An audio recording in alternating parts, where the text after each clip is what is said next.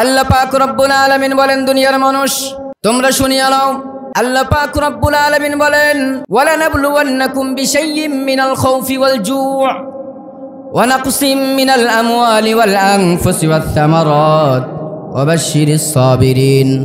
আল্লাহ পাক রব্বুল আলামিন বলেন, ওয়ালানাবলুওয়ান্নাকুম বিশাইয়্যিম মিনাল খাউফি ওয়াল জু'। আল্লাহ পাক রব্বুল আলামিন বলেন, দুনিয়ার মানুষ তোমাদেরকে আমি কি করলাম? দুনিয়াতে আমি আল্লাহ তাআলা তোমাদেরকে পাঠিয়ে দিয়েছি। আমি আল্লাহ পাক রব্বুল আলামিন ঈমানদারদেরকে পরীক্ষা করার জন্য। আল্লাহ পাক রব্বুল আলামিন ঈমানদারদেরকে পরীক্ষা করার জন্য দুনিয়াতে পাঠিয়ে দিলেন। কেন পাঠাইলেন? কিসের জন্য পাঠাইলেন? আমি একটা কথা আগেই বলেছি, আমার আলোচনা বুঝতে হবে। আমার আলোচনা আজকের আলোচ্য বিষয় হলো, আমরা দুনিয়াতে এসেছি আল্লাহর দাসত্ব, আল্লাহর গোলামির জন্য। কথা বলেন ঠিক কিনা? আল্লাহর দাসত্ব আর আল্লাহ তাআলার গোলামির জন্য দুনিয়াতে আমরা এসেছি। আল্লাহ পাক রব্বুল আলামিন বলেন, যারা ঈমানদার হবে আমি আল্লাহ তাআলা তাদেরকে পরীক্ষা করব। যারা বেঈমান তাদের জন্য কোনো পরীক্ষা নয়। যারা ঈমানদার, যারা আমি আল্লাহকে আল্লাহ বইলা মানছে, যারা আমি আল্লাহকে আল্লাহ বইলা স্বীকার করছে, আমি আল্লাহকে আল্লাহ বলছে, ইন্নাল্লাযীনা ক্বালু রাব্বুনাল্লাহ, আল্লাহ বইলা স্বীকার করছে, আমি আল্লাহ তাআলা তাদেরকে পরীক্ষা করব। সূরাতুল বাকারা 156 নম্বর আয়াতে আল্লাহ পাক রব্বুল আলামিন বলেন, এ দুনিয়ার মানুষেরা তোমরা দিলের কানটা লাগায়া দাও। এ দুনিয়াবাসী তোমরা দিলের কান দিয়া শোনো। আমি আল্লাহ পাক রব্বুল আলামিন তোমাদেরকে বলি, ওয়ালানাবলুওয়ান্নাকুম বিশাইয়্যিম মিনাল খাউফ, তোমাদেরকে আমি কি করব? তোমাদেরকে আমি ভয় দিয়া পরীক্ষা করব। এক নম্বরে কি দিয়া পরীক্ষা করবে? আল্লাহ তাআলা ভয় দিয়া পরীক্ষা করবেন। এই ভয়ের ব্যাখ্যা করতে গেলে অনেক দূর হয়ে যাবে। ভয় দিয়া সর্বপ্রথম আল্লাহ পাক রব্বুল আলামিন আপনাকে আমাকে পরীক্ষা করবেন। ভয়টা হতে পারে বিভিন্ন ভয়। কেমনভাবে আল্লাহ পাক রব্বুল আলামিন পরীক্ষা করবেন? ভয় দিয়া। হয়তো এমন সময় ঘূর্ণিঝড় আসে, তখন আমাদের ভয় লাগে কি লাগে না? ভয় লাগে না? তারপরে এমন সময় আসবেন আপনাকে আমাকে বন্যা দিয়া ভয় দেখাবে। এমন সময় আসবে আপনাকে আমাকে আল্লাহ তাআলা অসুস্থ বানায় দিবেন, তাই না? এটা হলো ভয়। এক নম্বরে আল্লাহ পাক রব্বুল আলামিন আপনাকে আমাকে ভয় দিয়ে পরীক্ষা করবেন। দ্বিতীয় নম্বরে, ওয়ালানাবলুওয়ান্নাকুম বিশাইয়্যিম মিনাল খাউফি ওয়াল জু'i ওয়া নাকসিম মিনাল আমওয়াল। দ্বিতীয় নম্বরে আল্লাহ তাআলা সম্পদ, মাল এগুলো দিয়ে পরীক্ষা করবেন। সম্পদ মাল আল্লাহ তাআলা দিয়েছেন, এই সম্পদ মালগুলো আল্লাহ তাআলা আপনার আমার কাছ থেকে নিয়ে নেবেন। আল্লাহ পাক রব্বুল আলামিন দুনিয়ার মানুষকে ডাক দিয়ে বলে, দুনিয়ার মানুষেরা তোমরা শোনো, মিনাল খাউফি ওয়াল জু'i ওয়া নাকসিম মিনাল আমওয়ালি ওয়াল আনফুসি ওয়াস সামারাত, আমি আল্লাহ তাআলা তোমাদেরকে যে ধন সম্পদ দিয়েছি, এই ধন সম্পদ দিয়েও তোমাদেরকে আমি পরীক্ষা করব। আল্লাহ তাআলা তাহলে পরীক্ষা করবেন ধন সম্পদ দিয়া।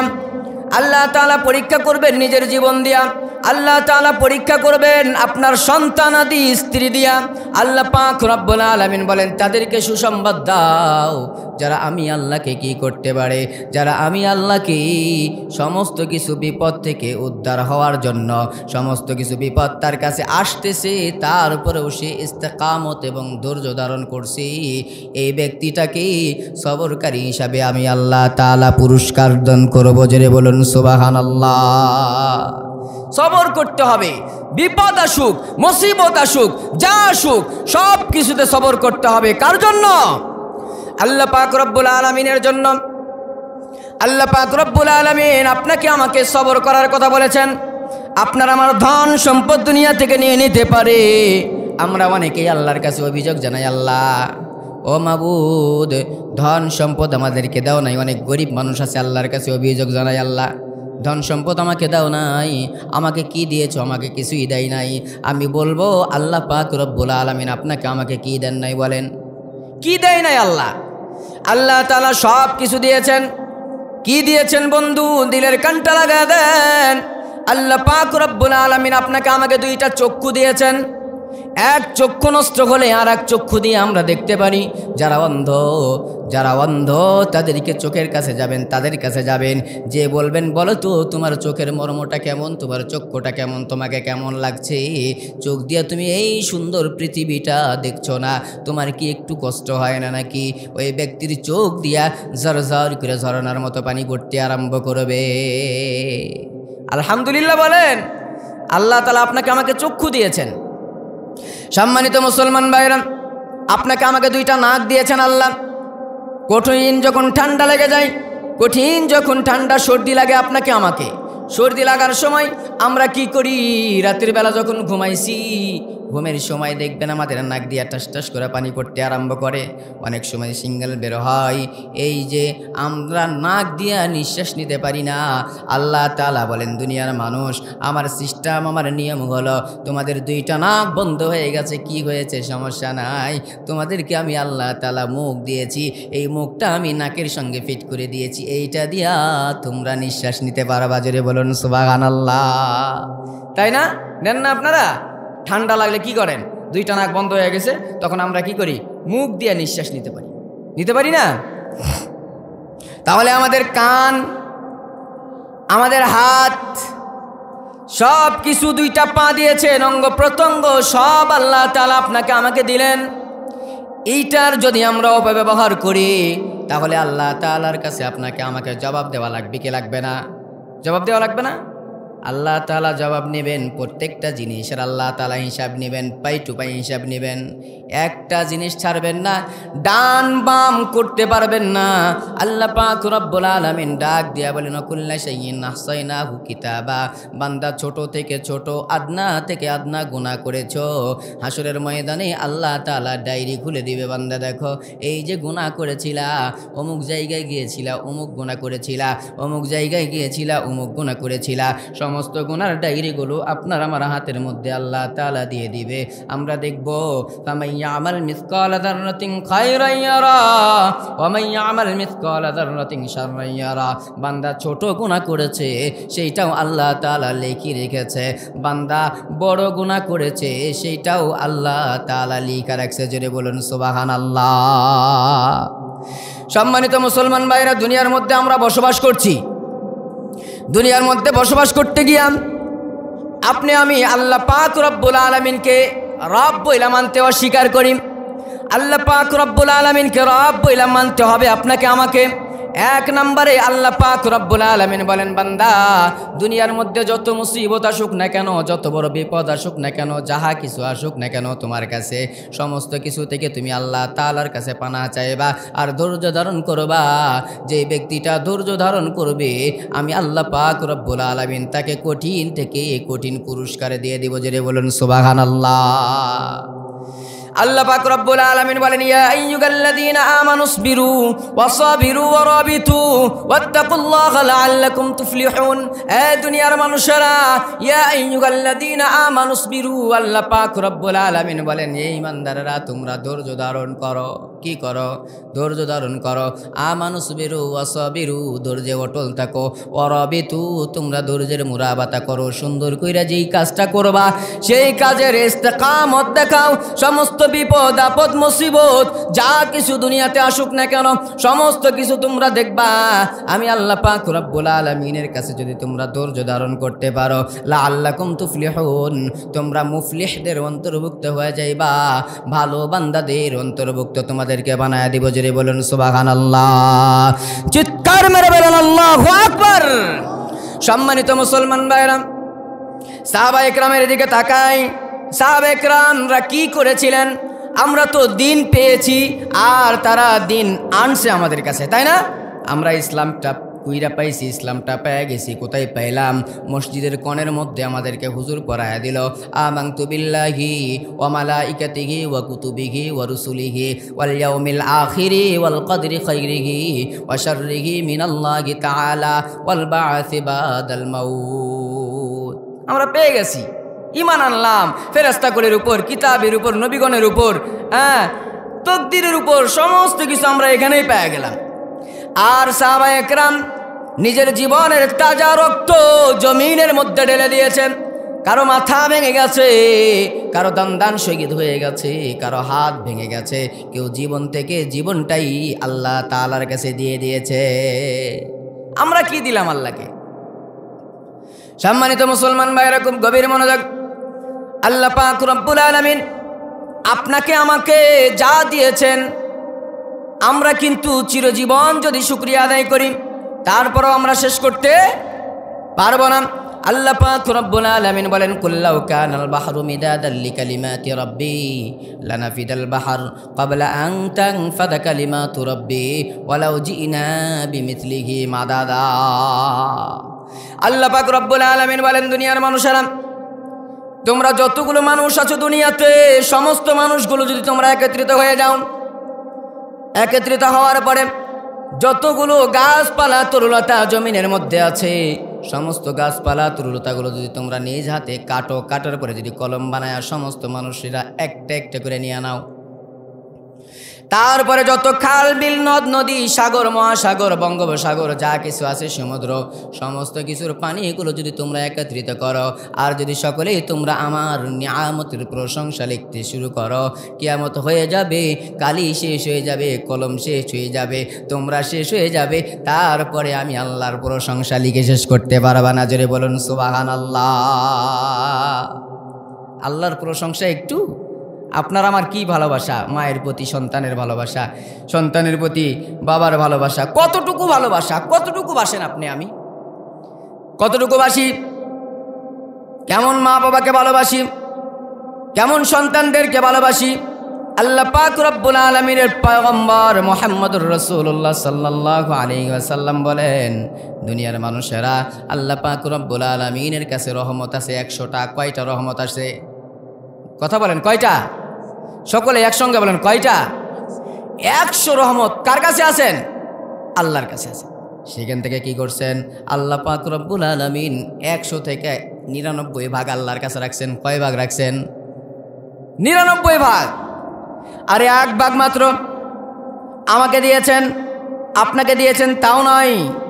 এই 100 ভাগকে 99 ভাগ আল্লাহর কাছে নিলেন, আর 1 ভাগ আবার 100 ভাগ করলেন। করার পরে আল্লাহ পাক রব্বুল আলামিন আপনার আমার পয়গম্বর মুহাম্মদুর রাসূলুল্লাহ সাল্লাল্লাহু আলাইহি ওয়াসাল্লামের কাছে 99 ভাগ দিলেন। আর 1 ভাগ দুনিয়ার মানুষ, হাঁস মুরগি গবাদি পশু যা বলেন না কেন, যত কিছু মানুষ আছে, জিন্নাত আছে, সমস্ত মানুষ জিন্নাতের মাঝে আল্লাহ তাআলা 1 ভাগে 100 ভাগের 1 ভাগ দিয়ে দিলেন। তাতে সন্তানের প্রতি মায়ের মমতা, মায়ের প্রতি সন্তানের মমতা, বাবার প্রতি সন্তানের ভালোবাসা আছে না নাই? সাধারণ একটা কুকুরের বাচ্চাকে যদি আপনি মারেন, এই কুকুরের বাচ্চা তার মায়ের কাছে দৌড়ায়, এবং মা যদি জানতে পারে আপনি ওর সন্তানকে মেরেছেন, এই মা পাগলের মতো দৌড়াইয়া কুকুরের বাচ্চাকে বাঁচাইতে যাবে। কথা বলেন ঠিক কিনা? এটা হলো ভালোবাসা। সম্মানিত মুসলমানেরা, দিলের কানটা লাগায় দেন। আল্লাহ পাক রব্বুল আলামিনের ভালোবাসা কত! আল্লাহ তাআলার ভালোবাসা অসীমাহীন। আল্লাহ তাআলার ভালোবাসার শুরু আছে, শেষ নাই। আল্লাহ তাআলার ভালোবাসা, এত ভালোবাসা আল্লাহ তাআলা আপনাকে আমাকে দিবেন যদি আমরা দুনিয়াতে আল্লাহর কাজ করতে পারি, দুনিয়াতে যদি আমরা আল্লাহর মোতাবাজ্জি হয়ে থাকতে পারি, তাহলে আল্লাহ তাআলা বলেন, দুনিয়ার মানুষ, আমি আল্লাহর ভালোবাসা দুনিয়ার সমস্ত ভালোবাসা একত্রিত করলেও 100 ভাগের 100 ভাগের 100 ভাগের 1 ভাগও হবে না। সমস্ত কিছুর ভালোবাসা আমি আল্লাহর কাছে আছে। সব ভালোবাসা আমি কোথায় দিব? হাসরের ময়দান যেদিন কায়েম হয়ে যাবে, সেই দিন আমি আল্লাহ তাআলা কি করব? সমস্ত মানুষগুলোকে ডাকবো, ডাকার পরে বিচার আরম্ভ করব। বিচার হয়ে যাবে, বিচার শেষ হয়ে যাবে, তখন কয়েক শ্রেণীর মানুষ হাসরের ময়দানে বসা থাকবে।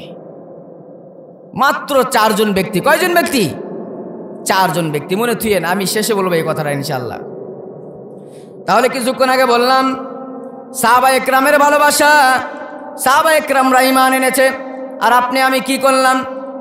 আজকে এই জায়গার মধ্যে আমি একটা কথা বলে নেই, এই জায়গার মধ্যে যদি কোনো নর্তকী গান বাদ্য বাজনা হইতো, তাহলে যুবকরা কিন্তু দোকানে আড্ডা দিতে পারতো না। পারতো কি?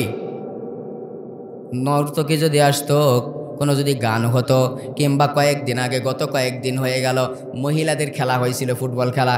কোন জায়গায় যেন হয়েছিল? সুন্দরী সুন্দরী মহিলাদের ফুটবল খেলা। আমার তো এলাকাতেই বাড়ি, আমিও ছিলাম ওই দিন।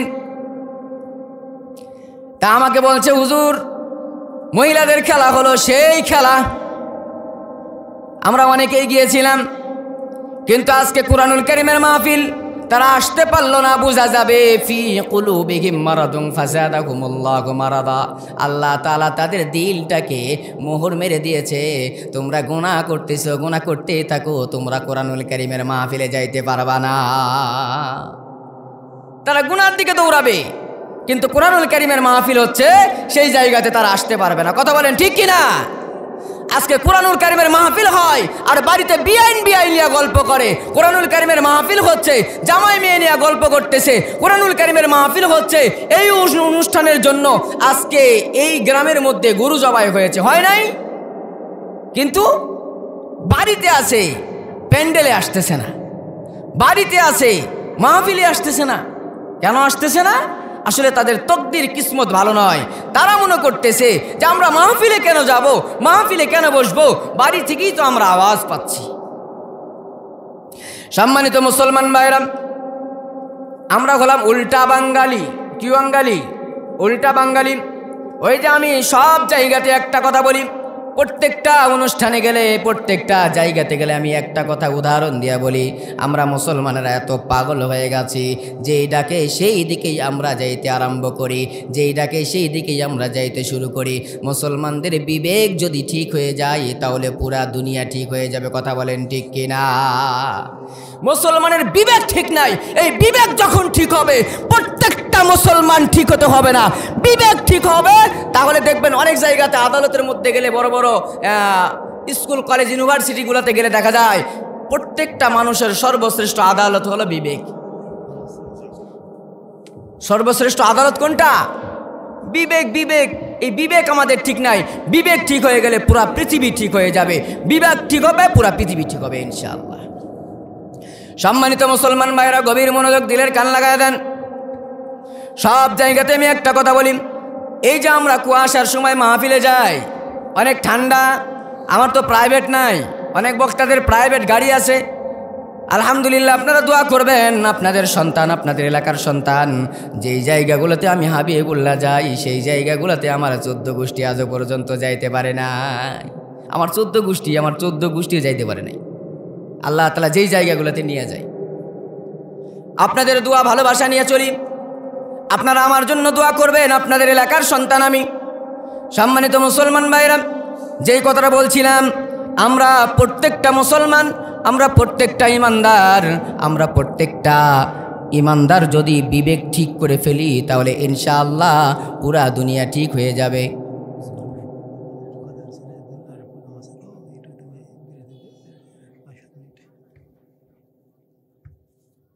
এটাই তো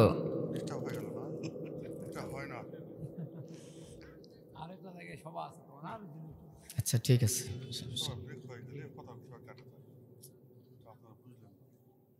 ঠিক আছে, সমস্যা নাই।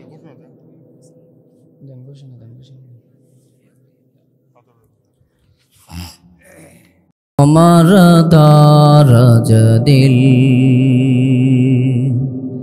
দাও খুদা দাও আমায় আবার, ওমর দারাজ দিল দাও আলীর মতো বীর সেনানী, দাও আলীর মতো বীর সেনানী, জাগাতে নিখিল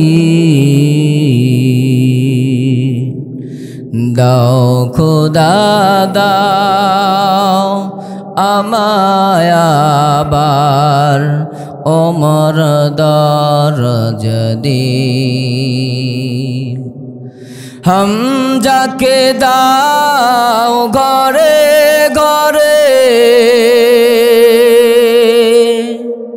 জীবন দিতে ওয়াকাতরে, আবার কাবা ভাঙতে এলে, আমার কাবা ভাঙতে এলে, পাঠাও আবাবিল, দাও খোদা দাও আমায় আবার ওমর দরজাদির। লিল্লাহে তাকবীর, আর জোরে লিল্লাহে তাকবীর। একসাথে সবাই বলেন না, চুপ হয়ে আছেন কেন? সকলেই জোরে তাকবীর দেন। যারা ঘোরাফেরা করছেন, যুবক ভাইরা যারা দাঁড়ায় আছেন, তাড়াতাড়ি প্যান্ডেলে বসে যান। লিল্লাহে তাকবীর। আমি বলতেছিলাম যে আমরা মুসলমানরা হুঁশ রেখে চলতে হবে, তাই না?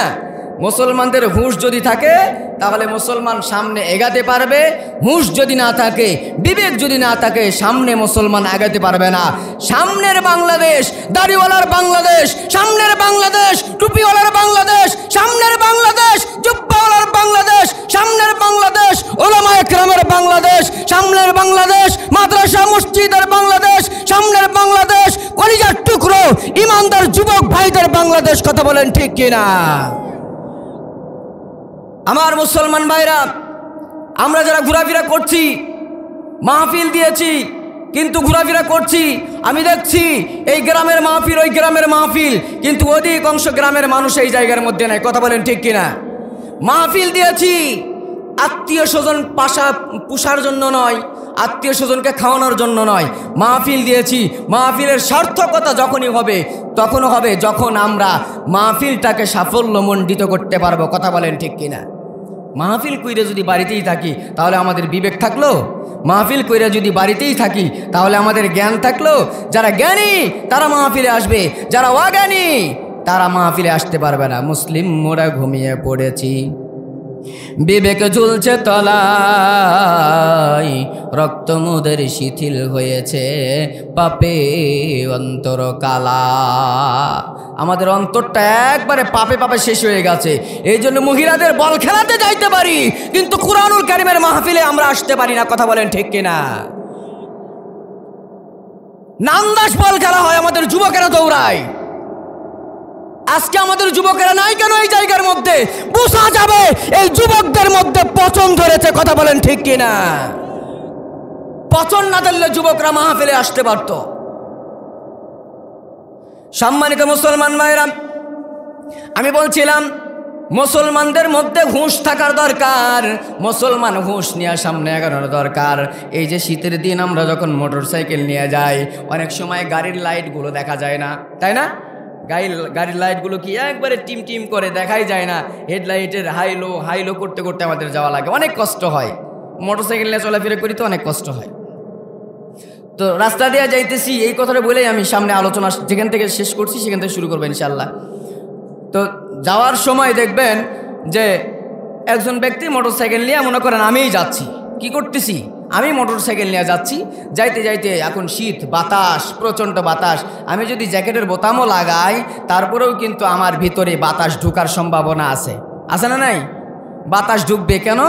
জোরে যখন গাড়ি চালাবেন বাতাসটা একবারে বুকের মধ্যে ফোকাসিং দিবে, বুকের মধ্যেই এসে লাগবে আর নাকের মধ্যে। বাতাস মানুষের কোথায় লাগে? নাকে আর বুকেই তো লাগে, অন্য কোথাও লাগে না বাতাস। পায়ের মধ্যে ঠান্ডা লাগে। তো মোটর সাইকেলওয়ালা যায়, কুয়াশার রাত, কনকনে ঠান্ডা, হিমেল বাতাস। মোটর সাইকেলওয়ালা যায় আর চিন্তা করে, হাই রে, আমি জ্যাকেটটা সিধা করে গায়ে দেওয়ার কারণে বাতাস ঢুকতেছে, একটু উল্টা করে গায়ে দেই। কি করছে?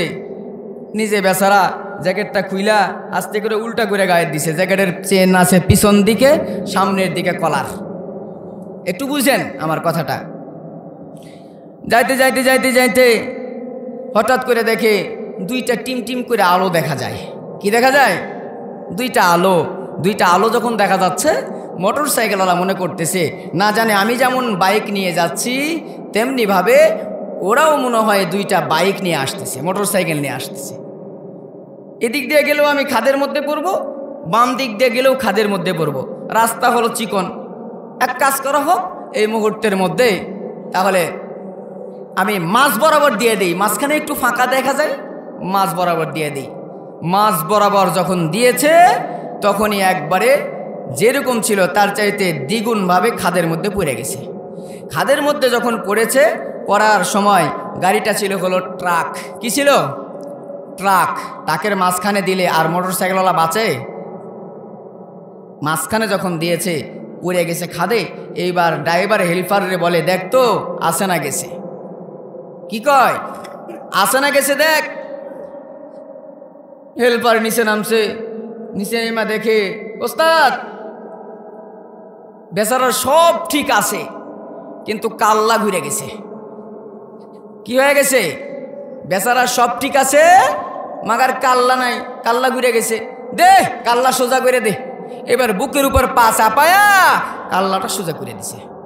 আপনারা জ্ঞানীবান বুদ্ধিবান লোক, আপনারা বলেন তো দেখি, কাল্লা কি আগে ঠিক ছিল না এখন ঠিক করলো? হ্যাঁ, কথা বলেন। আগেই কাল্লা ঠিক ছিল, জ্যাকেট উল্টা করে পড়ার কারণে আজকে কাল্লা দিতে হলো। আমি বলতে চাই, কুরআনুল কারীমের মাহফিল দিয়েছেন, মাহফিলে যদি না আসেন তাহলে আপনাদেরও কাল্লা থাকবে না। কথা বলেন ঠিক কিনা? মিশাই খালি বাড়িতে বৈশা গ্যাদারিং মারবেন আর মাহফিলে আসবেন না, এটা কোনোদিনও হইতে পারে না। সম্মানিত মুসলমান ভাইরা, তাহলে আমি বলছিলাম আমরা ঈমান পেয়েছি মসজিদের বারান্দায়, আর সাহাবা একরামরা ঈমান এনেছে, তারা একেবারে তরতাজা ঈমান এনেছে। তারা রক্তের বিনিময়ে ইসলামটা কায়েম করে গেছে, বিজয় করে গেছে। তাদের মাধ্যমে আমরা আস্তে আস্তে আস্তে আস্তে করে ইসলামটা সুন্দরভাবে পেয়েছি। আমরা প্রকাশ্যে কথা বলতে পারি ইসলামের, কিন্তু আগের যুগে প্রকাশ্যে ইসলামের কথা বলতে পারতো না। সম্মানিত মুসলমান ভাইরা, একটা কথা মনে পড়লো, না বলেই পারি না। আল্লাহ রাসূল সাল্লাল্লাহু আলাইহি ওয়াসাল্লাম দুনিয়া থেকে বিদায় হওয়ার পরে প্রথম নম্বরের খলিফাতুল মুসলিমিন আমিরুল মুমিনিন হযরতে আবু বকর সিদ্দিক রাদিয়াল্লাহু তাআলা আনহু দিলের কান লাগায় দেন। আমি এই ঘটনা বলেই আমি সমাপ্তি করে দেব আলোচনা। হযরত আবু বকর সিদ্দিক হলেন ইসলামের প্রথম নম্বর খলিফা, আর দ্বিতীয় নম্বর খলিফা খলিফাতুর রাসূল খলিফাতুল মুসলিমিন হযরত ওমর ইবনুল খাত্তাব রাদিয়াল্লাহু তাআলা আনহু। সৈয়দনা উমরে ফারুক রাদিয়াল্লাহু তাআলা আনহুর শাসন আমলের আমি একটা কথা বলবো, মাত্র একটা কথা বলবো, দিলের কান লাগায়া দেন। ও কলিজার টুকরো যুবক ভাইরা, যারা ঘোরাফেরা করছেন অতি তাড়াতাড়ি প্যান্ডেলে আসেন। পর্দার অন্তরালের মায়েরা দিলের কানটা লাগায়া দেন। মা, আমি আপনাদের এলাকার সন্তান, আমি আপনাদের কাছে দুই চারটা কথা বলে যাই। কোনোদিন তো আপনারা আমার এইরকমভাবে কথা শোনেন নাই, কিন্তু অনেক মানুষ অনেক জায়গাতে আমাদের অনেক সময় সিরিয়ালি পায় না। বন্ধুরে, দিলের কান লাগায়া দেন। হযরত ওমর ইবনুল খাত্তাব রাদিয়াল্লাহু তাআলা আনহু যখন শাসন আমল ছিল, কি ছিল? শাসন আমল। হযরত ওমর ইবনুল খাত্তাবরে চিনেন? আমাদের গ্রামের উমর ফারুক নাকি? হ্যাঁ, আমাদের গ্রামের উমর ফারুক নয়। যে উমর ফারুকের কথা বলছি তার শানে 21 থেকে 22টা আয়াত নাজিল হয়েছে। আল্লাহ রাসূল সাল্লাল্লাহু আলাইহি ওয়াসাল্লাম যার ব্যাপারে বলে গেছেন, আমার পরে কেউ যদি নবী হওয়ার যোগ্যতার থাকে কারো মধ্যে, সেইটা হলো আমার সাহাবী হযরতে ওমর ইবনুল খাত্তাব রাদিয়াল্লাহু তাআলা আনহু ছিল। সুবহানাল্লাহ বলেন।